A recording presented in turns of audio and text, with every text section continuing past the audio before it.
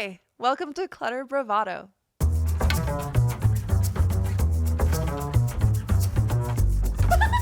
Yes, and It's the energy. It's not just about the stuff. So we should probably just get into it, right? let's go.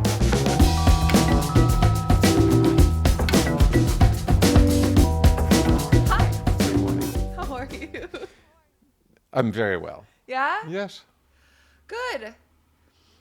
Honestly, you look a lot more rested today than I would expect you to look after the weekend that you've had. Well, so I think I was running a little bit on fumes. So Friday night we had an amazing event, Yes. which we'll post photos of. You can talk about it. And then Saturday I went and supported Save Iconic Architecture. They had Yeah. a Christmas pop-up, which was amazing. And then I actually went to another event in the evening where some young people had come up with a band, and it was just the perfect LA moment. It was really great. Yeah. And then I did have to clean a little bit on Sunday. And then you had to clean. I want to actually, so the holiday party on Yeah, Friday. let's talk about that. It was amazing. Number one, there were a lot more people there than we expected to be there, right?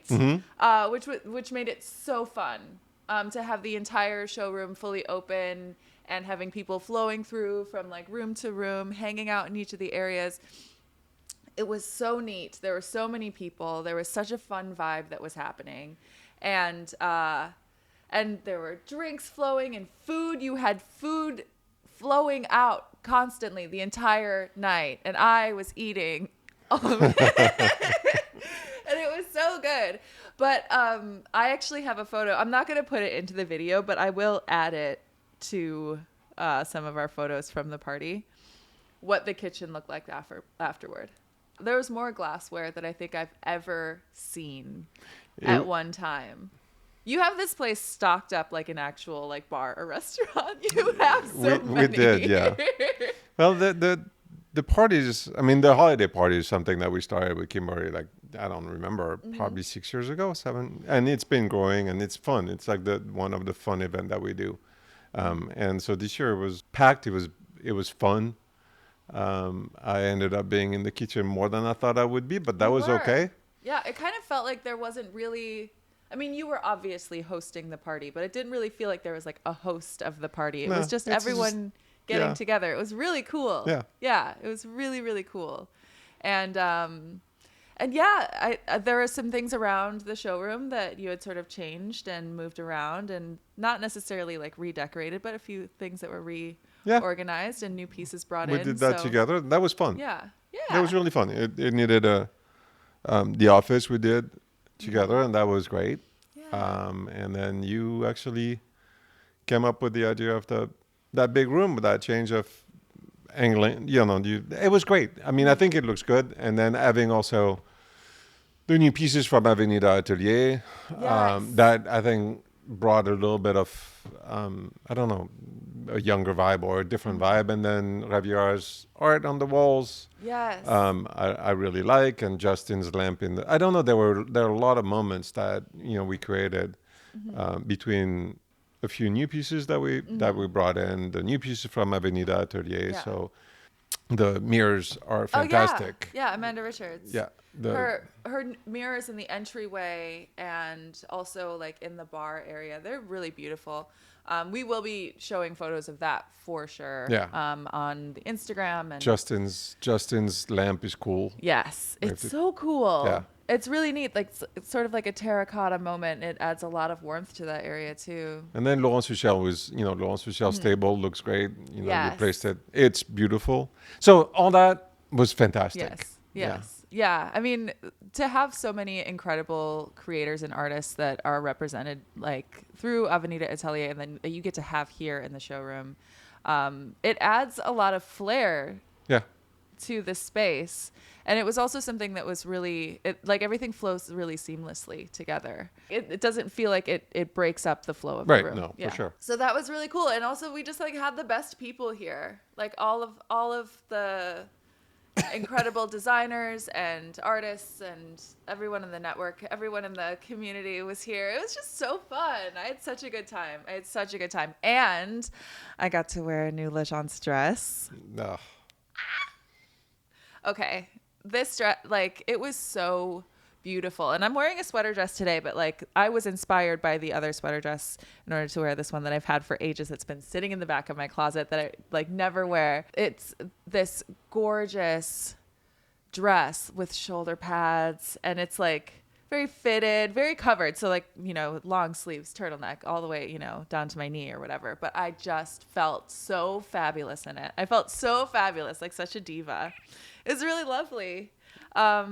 You looked fabulous, by the way. Thank you. You're very welcome. I appreciate that. You did as well, except I didn't see you very much because you're mostly in the kitchen and running around not necessarily putting out actual fires, but like, you know, little things that popped up throughout the party that you're like taking care of. Seeing everyone for like 5 seconds to say, you know, the French hello, and then off to go serve. Yeah. I mean, it's my food. love language. Yes. It's food. It is, isn't it? I like that. It's a very charming thing about you, actually. It was. I can't explain it. It really is. Mm-hmm. You know, when I see people eating and having fun and being together, and it does bring me a lot of pleasure and a lot of happiness for sure. Yeah. And there are a lot of people in your life that are very grateful for that. I'll say that I'm one of them. I do appreciate that anytime that I'm hungry, I get to eat. Right. Like, you know what I mean? Just like, no. Can I get you something? Like, yes. The answer is usually yes. I appreciate it. Okay. What else do we have going on? Avenida Atelier, we still have. yes. So remember that whoever's listening or watching, we have the giveaway. Yes, the giveaway that's happening. So, the post is up. The one that needs to be shared. So just follow us, follow all of the artists, and just share that post. And you'll be entered to win. All of the pieces are really nice. Like this is not just like a little giveaway of something that's cheap that was just laying around. Like these are really beautiful pieces. Yeah. Like one of Justin's sconces. That's insane. And the lamp. Oh, and Amanda's lamp. Oh, the table from Jig Magni. It's so heavy. It's really cool. It's really cool. Yeah. So it's a good giveaway. I mean, Yes. There's a a lot. lot of really good pieces. So Really nice stuff. Yeah. So definitely enter. There's a really good chance that you'll win too. And like, while I am competing also, I'm trying to win something. Are you kidding? Of course you should. Of course. I want any of those pieces. But there are 6 chances to win. So, you know, it could be any one of you out there. So just enter, follow us, enter, share the thing. Yeah. Easy peasy. I think it's going to be, I mean, lots of events. Yes. You know, holiday events this week. Our friend Stephen Jones at Stock Studio is having an event on Thursday. I think that there's an event at Ex Nihilo on Thursday as well. Oh yeah. So There's so much there's coming quite, yeah, up. there's a lot in the next 2 weeks of Christmas events. So we'll get to see people we really like, and that will be fun. Some fun holiday parties. I'm going to a really fun cookie party on Sunday afternoon. Oh. I know. That sounds so fun. It's going to be fun. So yeah. A cookie party? A cookie party. I've never been to a cookie party. I mean, I don't think I've ever been to a cookie party either. Well, it's gonna be fun. And you have to tell me how it goes. I will. Well, we should probably get to our guest for today. So we are deeply into our episodes that we shot in San Francisco. Mm-hmm. And today we have Tineke Triggs. So I didn't know anything about Tineke until we got nearly up to San Francisco, and you're like, you need to see her book. And so I read her book. And this wasn't just one of those like paging through and looking. Like I really read her book, and I'm like, I need to get to know her. I want to be her best friend. And getting to sit down with her was amazing. She's so inspirational. She's so creative. I love the way her brain works and the way that she really sort of tells a story with color and the way she uses materials to really connect with a deeper understanding of a space and like how someone's going to live there. I thought it was really inspirational and aspirational. I love the way she talks Yeah. about her work. Yeah. And it's very specific, but I really love it. And it's someone that, sorry, I forgot to turn off my phone. Come on. It's, she's really an amazing designer. She's a huge supporter of the community up there. And, you know, she's always down in Southern California when there are events. So she's a big supporter of the industry as a whole. You know, I'm excited to hear the podcast and I'm excited to have her again because I think that she's one of those people. I mean, look, I'm biased. All the interviews that we've had are really incredible designers, and you know, I think that we can delve further with them. It's fun. Yeah. Yeah. Well, I hope that she does end up coming down here soon so we can hang out. 'Cause she's also very cool. Yeah. But in the meantime, let's get to it. Yeah. Let's go.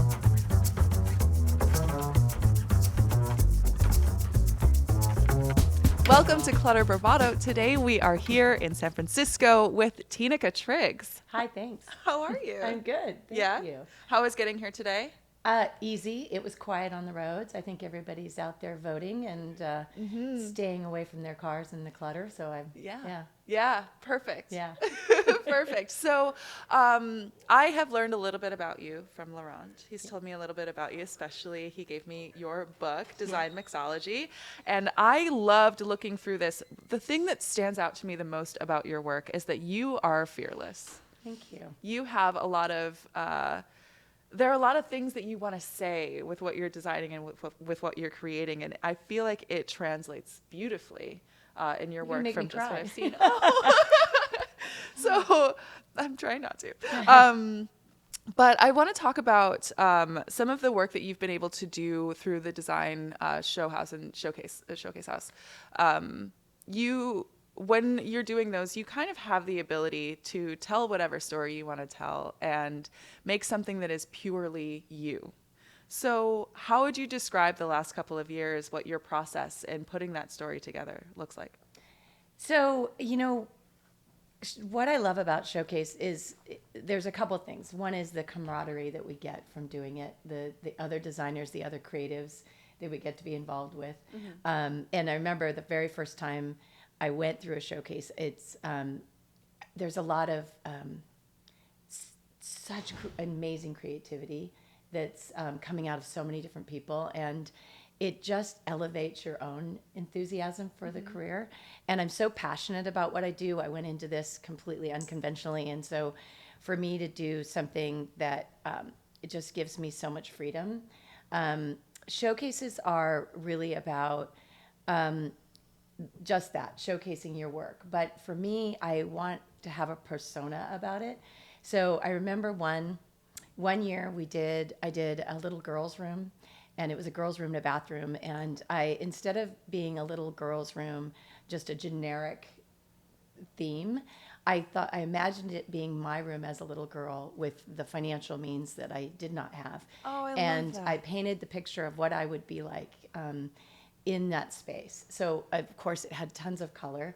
I had the freedom to paint on the ceiling. So we splatter painted all over the ceiling because I just wanted to have this really crazy dimensional freedom to the ceiling. Yeah. And instead of a desk, I made it an artist desk. So perfect. I put clipboards up with sketches and things that I'd done, and the desk itself was dripping paint. So we had created this space of like, if this was my little girl's room. Because growing up, I we traveled a lot until I was in third grade, and I was kind of moving around from schools to schools, and I didn't do well in school. I was extremely dyslexic, but they didn't know it. So I was the kid sat in the corner all the time with the dunce hat kind of thing, because I would not learn conventionally, and I would ask questions, and I would disrupt the class because I would get behind because I couldn't read, and so drawing and painting was always my escape. Yeah. And so that's kind of where I dreamed up that room. And then the next year, I decided it was the year David Bowie had passed away. Oh, yeah. And David, it was born the same day as my son, my oldest son. So, and I love his love story between his wife and him, Aman and he. And so I kind of went down a rabbit hole and researched him a little bit and their love story. And I wanted to create the room to be the persona of, if they had commissioned me to do a room for them, this would be my David Bowie Aman room. So, I love it. Oh, wow. I love that. So that was the story behind it. So for me, I'm always trying to create a story, right? So even if I have a client or don't have a client, the showcase, it has to have a story for me. And that just, I think, elevates what the meaning of the room is, right? Yeah. So that's part of the creativity, right? It's dreaming up what the space is and making it turn into a story. Yeah. I have a question. When you have a client, do you do the same thing? I do. Uh-huh. I do. Well, because it's so, I literally just interviewed with a client this week, and I'm not sure if I'm going to get the job, but I literally was talking to her about how passionate I was, and I started to tear up. And I think maybe because I'm getting older and I'm getting more able to feel free about my emotions, and not holding back. I feel like it's really important I had a woman tell me one time, my life coach, one of my mentors had said that tears are just love that you can't contain. Oh, I like that. And so when I feel like I talk with my soul and my heart, that comes up, it comes bubbling up. And so when I'm working with a client, I'm trying to get to know them in a way that is who they are, and I'm doing their home. And so, how they dress, how they would perceive they'd want to dress, how would I create that in their house? So this family that I met, it's during the Indian New Year right now. And so she had all these incredible dresses all throughout the house. And I'm just like looking at all this incredible tapestries and silks and textures. And I'm like, oh my God, let's have fun with this. Yeah. Let's create, your house to feel like this dressing room, And sometimes it's, the clients are much quieter, or it's a second home and it's an escape and they want it to have a completely different refuge or different feeling. So it's for me, I'm just trying to paint that, like what is it that it is that they're trying to get out of this space, and what is it for them? And that's what's fun. It takes time sometimes. It doesn't always click right away. Sometimes I get really excited and almost already know what to do. And sometimes it's like, you're sitting at a blank slate for a while and like, what am I going to paint on this, Yeah, I'm the exact same way when it comes to emotions. I'm someone who tears up all the time, and I wear my emotions on my sleeve. What's your sign? I'm a Leo, but I'm the first day of Leo, so I'm a super sensitive Leo. Oh, yeah. Okay. Yeah. That makes sense. So it's all about me. It's all about me, but don't hurt my feelings. That makes a lot of sense. Yeah, I got a lot of Cancer in me for sure. I'm a Libra Sun, Cancer Moon, Gemini Rising. Yeah. I'm someone who emotes publicly. Nothing wrong with that. We definitely have that in common, and I think that's something that I personally would look for in working with a designer, as someone who's able to be in touch with the emotional effect that a space will have on you, and how that space creates a container for you to have these emotions in your home, and for you to have the stories and have the experiences that you have there. I think that's really, really valuable. Yeah. And so with your clients, have you noticed that a lot of them come to you because of your ability as a storyteller when it comes to interiors? I think they first look at like my portfolio and they're like, oh, you love color or you love texture and all that. And then I think after talking to me, then they realize that it is what I do, is that, the reason the book's called Mixologist is because I'm not just a designer, I'm a mixologist. I'm mixing things up and creating concoctions that create their home. Yeah, yeah. One thing that I've noticed through looking at your book and some of your other work is that there are so many things in your space that looking at a photo of it, I want to touch it. I want to be in that space. I want to sit in that chair. I want to touch that fabric. So tell me about your tactile experience working with some of the fabrics and with some of the furnishings that you choose.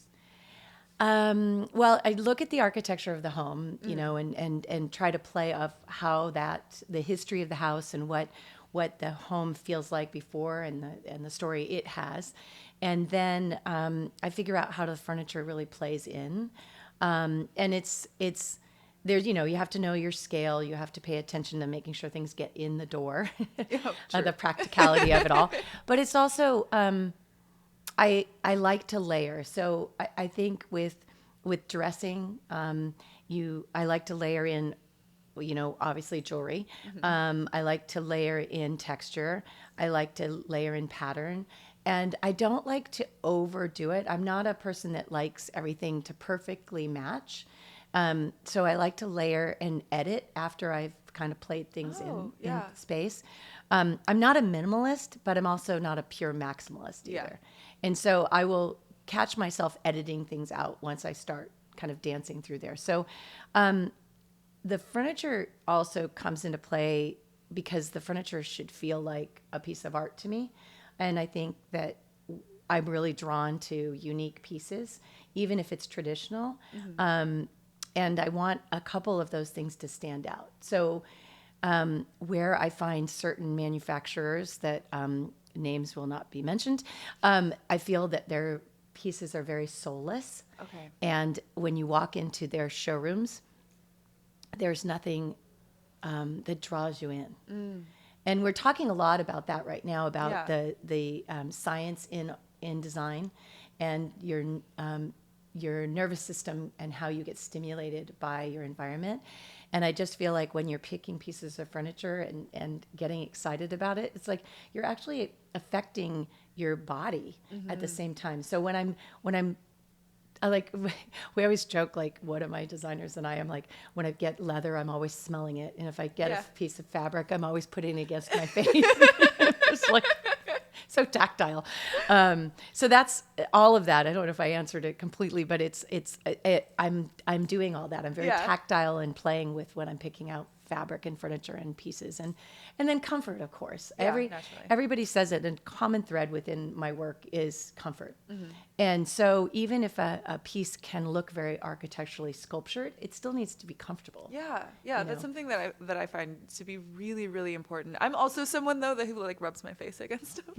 Like there's something about like being here. Like if I'm gonna be in my home, I'm gonna be laying down on something, or I want like a pillow or a fabric. I like want to know how it feels. I'd like make everything in alpaca if I could. Right. Well, it's funny because Kimberly is the same. I mean, same way. It's just so tactile. And, and so the showroom in LA, and it's just like, it's great when people come in and they can't stop touching. You know, because they have that need of just feeling it.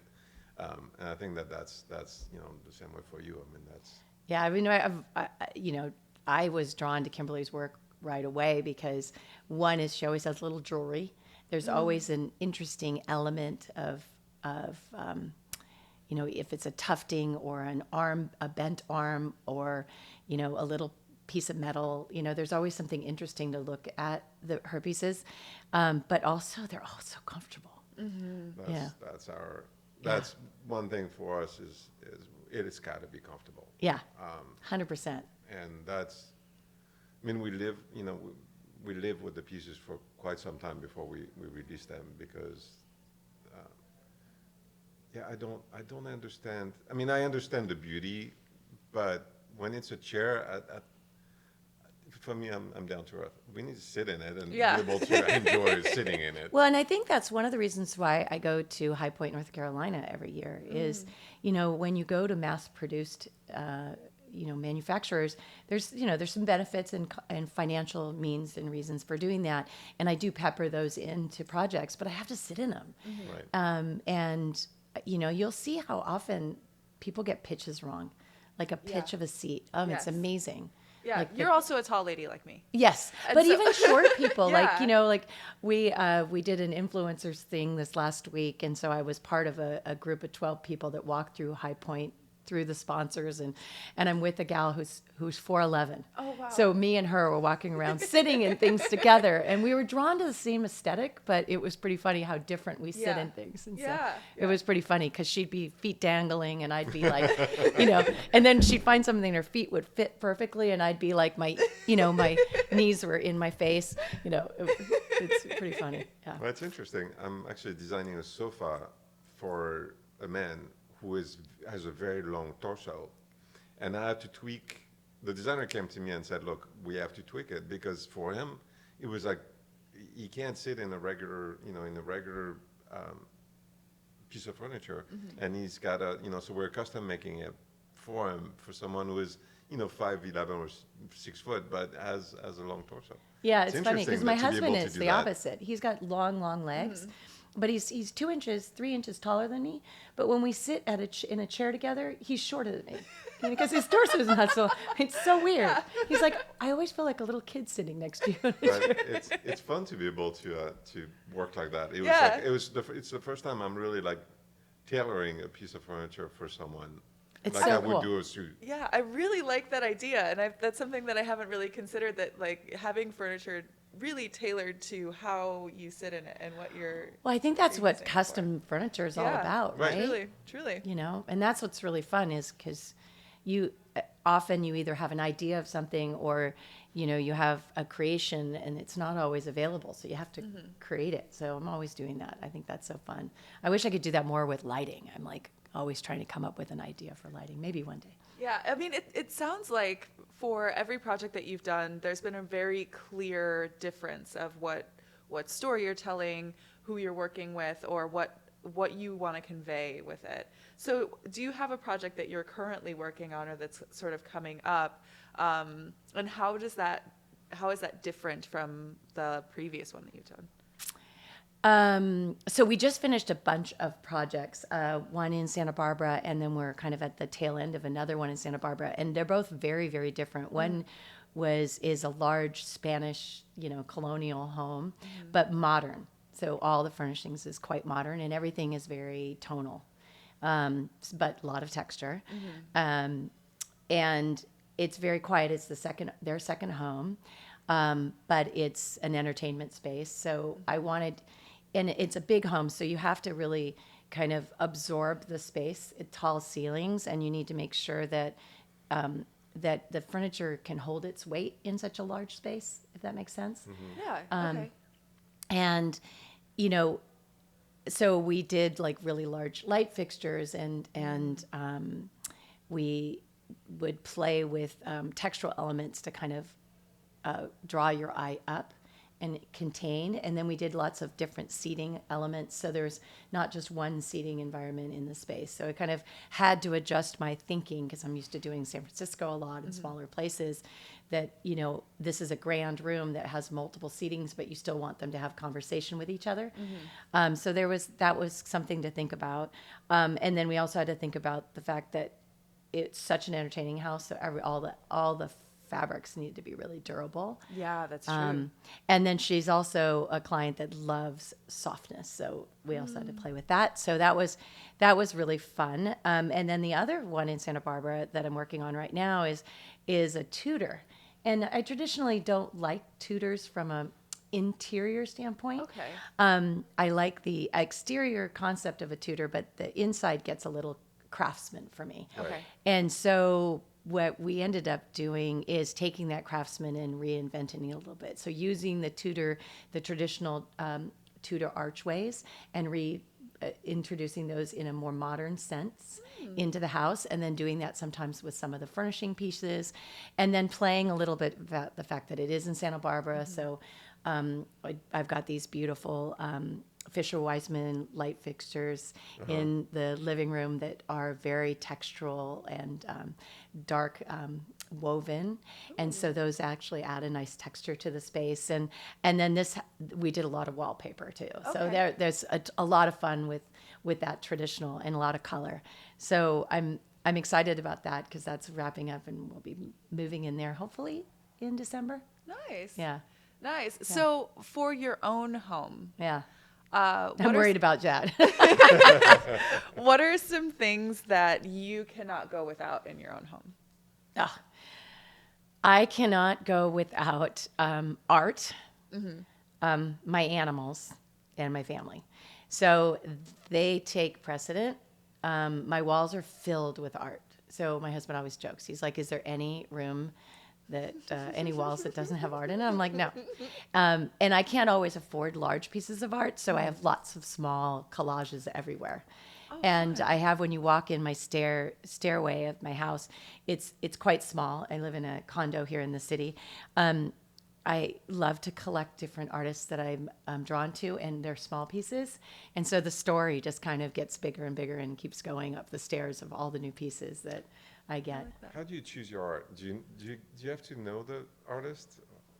No, but it does help. I like to hear the story of the artist. Sometimes it's just I'm drawn to it, but I do like to know the story or research it a little bit about the artist. Well, the funny thing that the art that's in the stairway is so many different artists, including my own art, and my son has painted a piece in there, so that you just pepper them all in. And one's a client who's actually extremely talented but doesn't paint for herself now. I wish she would, but she just did a little teeny piece for me. And then some are like textural ethnic pieces, because I'm very drawn to ethnic pieces, and I love horses. I love things from Africa. I love Thailand, so places I've traveled. So there's a lot of that. And then there's iconic. I have a tiny Warhol, and it's a plate. It's a reproduction plate. Oh. And I have a Louise Nevelson piece. So I definitely have different layers. Right. Yeah, in there. But so, and then when it goes to the rest of the house, the furnishings, we have some antiques from my husband's family, like 18th century. And then we have pieces that I got from Indonesia and Africa.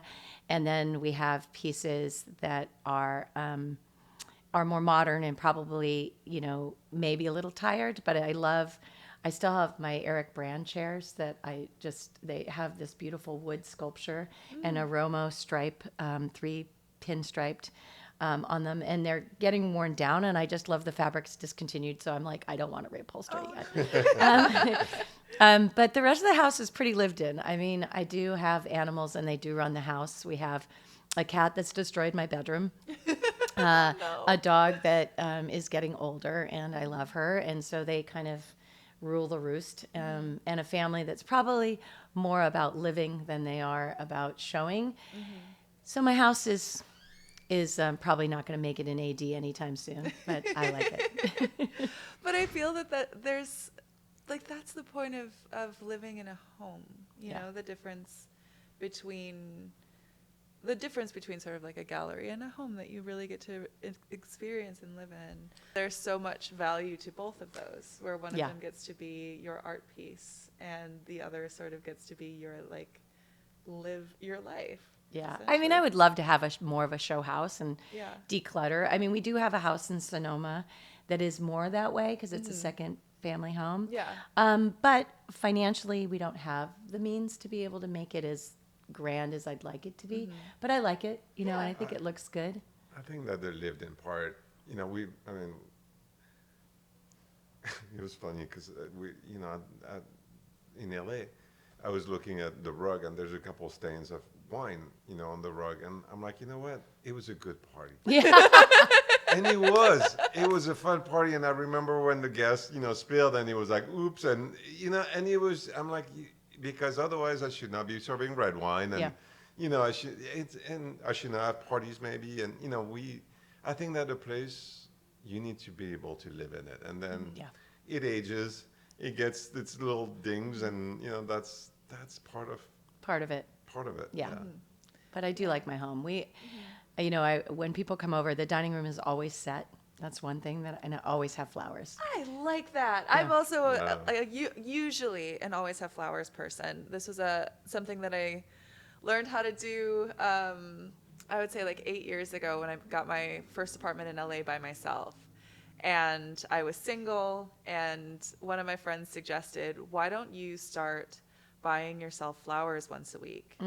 because if that's the treatment that you want from someone else, like why not start doing that for yourself? And for many years, I would, every time that I'd go grocery shopping, I'd buy myself fresh flowers. I'd make little arrangements and put them all throughout my house.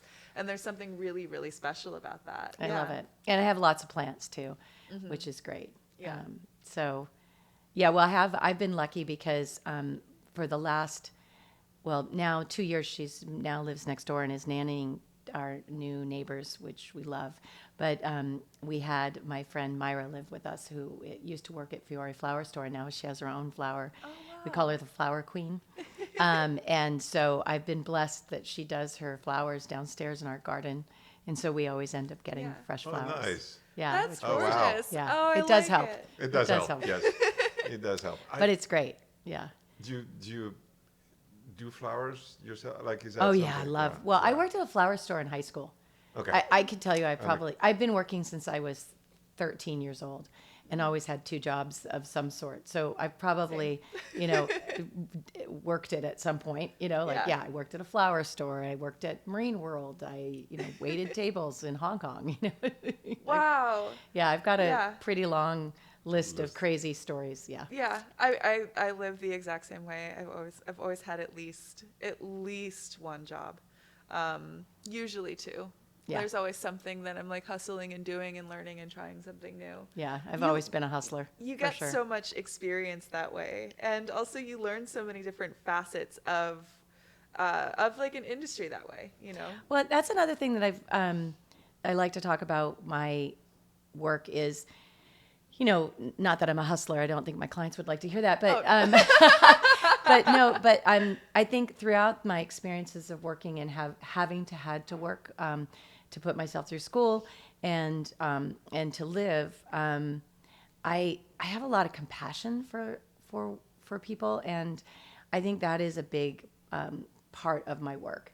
Is when I'm working with my clients and they have a situation where they're, I'm spending their money, I'm in their house, everything's taking longer, there's such a trust there. And then there has to be a compassion on my side to be able to understand them and sit in their shoes, no matter what their financial situation is. You have to be in a place where you understand and empathize with them. Absolutely. And so I think that's a thread that's common in my work that I learned through having my jobs and waiting tables and living life largely, and traveling a lot. I learned to be more compassionate. So I think that is important to what I do. Yeah. Favorite place to travel? My favorite place? I think Thailand was my favorite place that I've ever been. And Africa, Kenya. I traveled a month in Kenya and climbed Mount Kenya and did a whole bike trip when I was 29. But my favorite place in the planet is Paris. Yeah. Is it? Yeah, I just love Paris. It's like I keep thinking, okay, well, I'm going to Europe. Next year I've got to go to, I'm going to Spain, which I love, and I've got to go into Amsterdam. Or I just got back from Edinburgh, and then I'm like, but I could always pop over to Paris. You can always pop over to Paris. I understand that. There's always Paris. I understand always that Paris. on a deep level. There's something about Paris for me. I completely agree. Both times that I've been to Europe, I've made sure that I'm going to spend at least a week, 2 weeks in Paris. Yeah. It starts off with the idea of a week and usually ends up around 3. But I love it.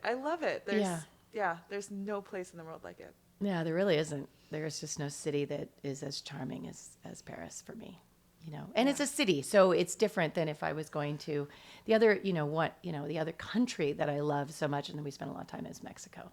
So, and I've done a couple projects down in Cabo now, and I had a really close friend live in Mexico City, and another good friend who lives in San Miguel de Allende. It's just as I started traveling to these places for work, and visiting friends, it was really the people.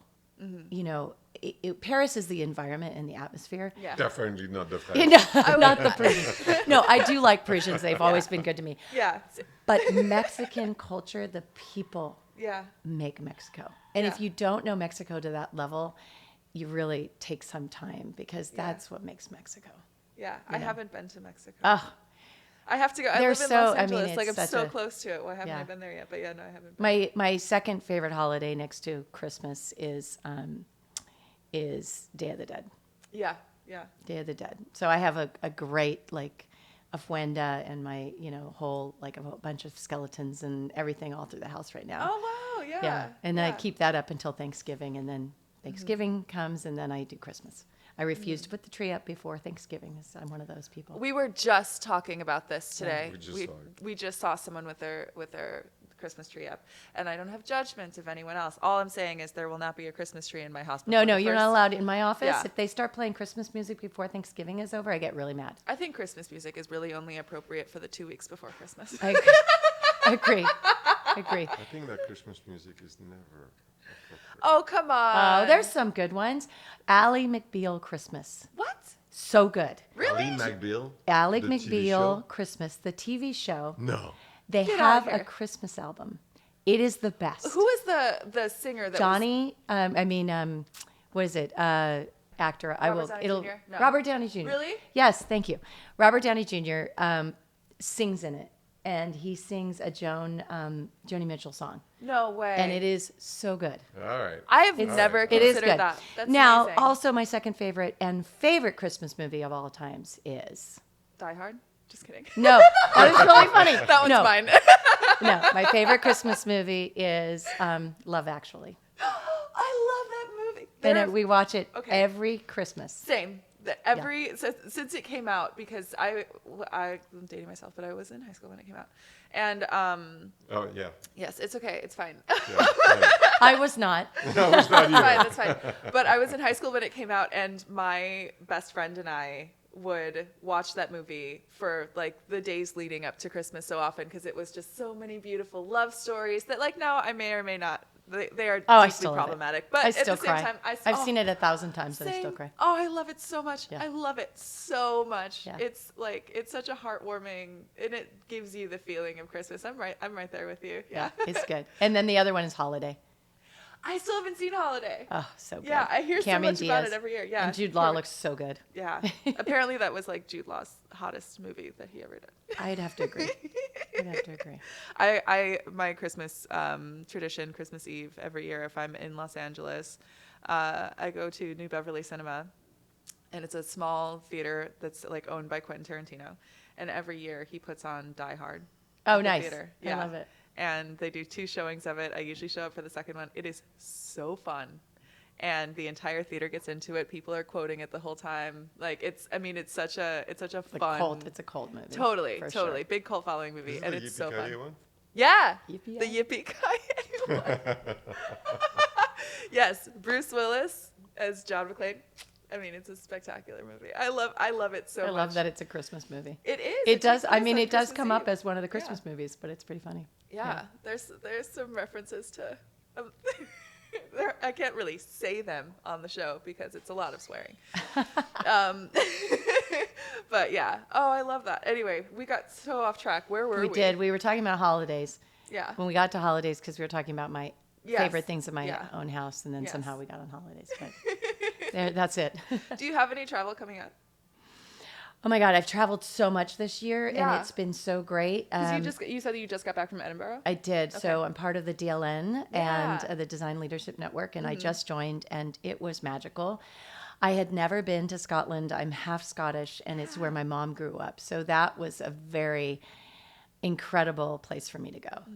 And to do it with the DLN and have that incredibly elevated experience. And the community there is so amazing. So that was another thing. Someone at the restaurant, I told them that I'm half Scottish, and my mom's from Edinburgh, and that I'd just never been here before. And the waiter, this is at a Michelin star restaurant, he goes, "Well, welcome home." And I burst into tears. Oh yeah. No, that makes me want to cry. So I did, I love yeah. that. Yeah. So I just got back from there. And then High Point, I just got back from that. And then I was in San Miguel for my big birthday this year. And we were in Bordeaux and Madrid. And then, so a lot of travel this year. Yeah. Yeah. A lot of travel, which has been great. and so inspiring. Yeah. Like I had no idea, like with the DLN, they exposed us to a lot of craft people and artisans, and it was some beautiful things I bought. So yeah. Yeah, I did. I got some really cool things and saw some really cool artisans. You know, small craft work is something that we are starting to appreciate again, I think. I think that the mass-produced things are starting to get quieter, and I think the craft, the art of craft is coming back. I think that has to do with my son's generation of kind of kicking back, of not wanting to be part of a typical 4-year or corporate world, and getting a craft again. I'm starting to see a surge in that, and I'm hoping that we see that, because it's so needed. We need people to know how to do things. And learn how to do a craft again. Yeah, right? if nothing else, surrounding yourself with craftspeople, with other people who feel the same way, sort of that mass-produced, almost culture that we have, or like society that we have, it sort of fades into the background a little bit. And you Well, get and to if we don't learn to do a craft again, then those crafts could be threatened. Yeah. They were talking about the Notre Dame and how they had to train people how to do the plaster work. So they hired a famous sculptor to come in and train the workers in order to reproduce the pieces again. Yeah. And, like, that's the kind of thing that you don't think about. Like when we have fires in these historic buildings, Right. and if we don't have someone who knows how to do it, we could lose that incredible history. So I do feel like, and I'm more of an optimist when it comes to things like this. I do feel like I'm seeing that again, that you're seeing small craft people, and the pop-ups of all these smaller manufacturers and woodworkers and things in Brooklyn and Los Angeles. I'm like starting to see that again. And ceramicists, like I'm seeing a whole bunch of ceramicists. A lot of them. again. Yeah. Well, it's interesting because we, obviously I was trained in the antique world, so I have deep respect for that craftsmanship. And when we started the line, it was really important for us to build furniture that could last. That you could reupholster, you could refinish, but it's very important for us that the frame or the wood is has longevity, and because I think that's part of the charm of the furniture, and but same thing with the ceramics. And so it's interesting that you said that, because I mean, obviously I've always been a huge supporter of it, and the mass market here, which we won't name the few, was kind of depressing. I mean, it was depressing. I don't have, I look, for the money, I think that you can do a lot better. But it was also depressing because I think that it removed a lot of creativity. And even without an interior designer, people furnishing their home, and I'm like, and they're wondering why it's falling apart. Right. Yeah, well, and that's the other thing. We have to be more environmentally conscious. We can't buy these things that are not made well and that we end up throwing into landfill. Yeah. It's a whole nother issue. But, I think that we're going to see a little bit of a backlash from this younger generation, mainly too because it's screen time, the amount of looking at the screens and looking at Instagram and internet and all of that, trying to find your pieces of furniture is not a great way to find furniture. Yeah. Like you could see something and you won't know what it scales like or what it's made of. You don't know anything of the craft about it unless you actually met the designer and you actually know about the piece. So it's really important to maintain these showrooms and these places where you can actually physically go and see things. And I really encourage my team to get away and get out there and, touch and feel things. Because, when you actually see things, like even in High Point, we went to some manufacturers that, Stickley Furniture still makes their craft with real wood and the way that they used to do it, like back in 1800s, and to actually see how they do their drawer systems and their joints of for the furnishings. It's actually amazing that they still do that. And it's important for us as creatives to tell people out there, to the masses, that this is important, because then your furniture will last, and it will not just hand it down, but you won't have to throw it away, you know? Yeah. Definitely. The sustainability part of it is something that I think about quite a lot. And sometimes that'll leave me with like a piece that I don't really like. You ordered offline. Well, now I have to have it, because I don't want to get rid of it. Yeah. But yeah, I think that having that intentional, like buying for the purpose of keeping something for a long time, knowing that it's going to be well made, that it's something that you can hand down, to future generations, is something that's really valuable. Yeah. And I do believe that like a younger generation is sliding into that, because like we are also tired of cheap furniture. They love vintage shopping. I freaking love that. Love it. Love yes. that. And then this whole reinvention of vintage, which is so fun. Yes. There's these designers that my friend Danielle in San Francisco reps their line, and they take old vintage clothes and then reinvent it. And so I have a lot of pieces from them that's super fun that way. Fun. Yeah. Like I have an old man's jacket, and they ripped the back of it and added feathers to it.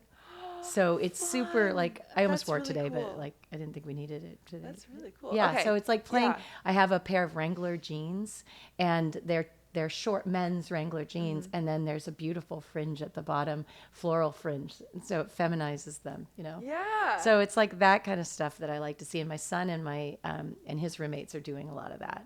That's really cool. You have such a fun style. I like it. So your son is also in the business, right? Well, he's a senior at school, so he's finishing up product design, and so I'm not sure where that's going to take him. But what's great about his school, Otis, is that there's a lot of hands-on, and so they start him off by you sketch by hand first, and then you have to put it into computer, and then once you've developed one of the many sketches, you have to then figure out how to basically put it together. So they have to show all the components of the piece to show how it would be manufactured. Then they have to actually make it. And I think that's brilliant, And I don't know if all design schools, I didn't go to design school, I was a math engineer. But I love that. And I love that, the trial and error and figure it out, Yeah. As my friend Luis Pina said to Ryan, he was one of Ryan's my son's first intern was Luis Pina. And Luis called me up and he goes, well, your son's coming home with a cutting board. He did a beautiful mistake today. I like that. That's fantastic. Yeah, but you got to learn. Yeah. If you don't physically do it, you're not going to learn to do it right. Oh, that's rad. Yeah. A beautiful mistake. Oh, It's a beautiful cool. mistake. Okay, so Yeah. we do have to get to a point where we're wrapping up a little Okay. bit. But there are 3 questions that I ask every one of our guests, and so I'm going to ask them of you. I Okay. haven't told you about them ahead of time. No, My apologies. don't worry. They're very easy. Just answer as honestly as you can. Okay. As honestly as you'd like to. Okay.